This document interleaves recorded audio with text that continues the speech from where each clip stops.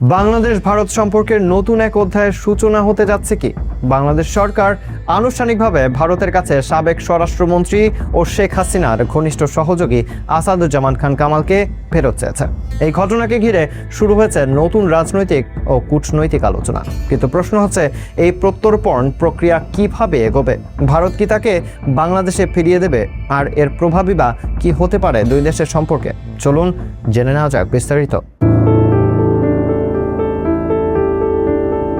বাংলাদেশ সরকারের পক্ষ থেকে জানানো হয়েছে, ভারতের কাছে আনুষ্ঠানিকভাবে একটি প্রত্যর্পণ অনুরোধ পত্র পাঠানো হয়েছে। সেই অনুরোধে সাবেক স্বরাষ্ট্রমন্ত্রী আসাদুজ্জামান খান কামালকে বাংলাদেশের কাছে হস্তান্তরের আবেদন জানানো হয়েছে। অভিযোগ রয়েছে, 2024 সালের রাজনৈতিক পরিবর্তনের সময় তিনি দেশ ছেড়ে ভারতে চলে যান। এখন প্রশ্ন হচ্ছে, এরপর কি? প্রত্যর্পণ বা এক্সট্রাডিশন কোনো রাজনৈতিক ঘোষণা নয়, এটি একটি দীর্ঘ আইনি ও কূটনৈতিক প্রক্রিয়া। বাংলাদেশকে সংশ্লিষ্ট অভিযোগ, মামলা নথি এবং আইনি ভিত্তি ভারতের কাছে উপস্থাপন করতে হয়। এরপর ভারত তার নিজস্ব আইন এবং দুই দেশের মধ্যে বিদ্যমান প্রত্যর্পণ চুক্তির আলোকে বিষয়টি পর্যালোচনা করবে। চূড়ান্ত সিদ্ধান্ত নেওয়ার আগে আইনি ও কূটনৈতিক উভয় দিকই বিবেচনা করা হতে পারে। বিশ্লেষকদের মতে, এই ধরনের প্রত্যর্পণ অনুরোধ শুধু আইনের বিষয় নয়, এটি দুই দেশের পারস্পরিক আস্থা ও কূটনৈতিক সম্পর্কের সঙ্গেও জড়িত।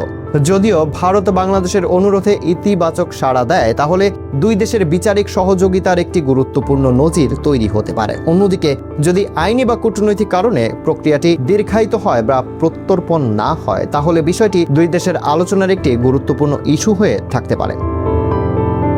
তবে এর অর্থ এই নয় যে দ্বিপক্ষীয় সম্পর্ক স্বয়ংক্রিয়ভাবে সংকটে পড়বে। বাণিজ্য, সীমান্ত নিরাপত্তা, পানি বণ্টন এবং আঞ্চলিক সহযোগিতার মতো আরও অনেক বিষয় দুই দেশের সম্পর্ককে প্রভাবিত করে। আন্তর্জাতিক সম্পর্ক বিশ্লেষকদের মতে, এমন সংবেদনশীল ইস্যুতে আইনি প্রক্রিয়াকেই গুরুত্ব দেওয়া সবচেয়ে গুরুত্বপূর্ণ, কারণ প্রত্যর্পণের ক্ষেত্রে আদালতের সিদ্ধান্ত, চুক্তির শর্ত এবং সংশ্লিষ্ট দেশের আইন সবকিছুই গুরুত্বপূর্ণ ভূমিকা পালন করে থাকে। এখন সবার নজর থাকবে ভারতের আনুষ্ঠানিক প্রতিক্রিয়ার দিকে। ভারত কি সিদ্ধান্ত নেয় সেটি নির্ধারণ করবে এই প্রক্রিয়ার পরবর্তী ধাপ। ভারত থেকে শেখ হাসিনার ঘনিষ্ঠ সহযোগীকে ফেরত চাওয়ার এই পদক্ষেপ কি দুই দেশের বিচারিক সহযোগিতার নতুন উদাহরণ হয়ে উঠবে, নাকি সামনে অপেক্ষা করছে দীর্ঘ আইনি ও কূটনৈতিক প্রক্রিয়া? আপনার মতামত জানাতে পারেন কমেন্ট বক্সে। আর এমন দেশ বিদেশের গুরুত্বপূর্ণ খবর ও নিরপেক্ষ বিশ্লেষণ পেতে নেক্সট নিউজের সাথেই থাকুন।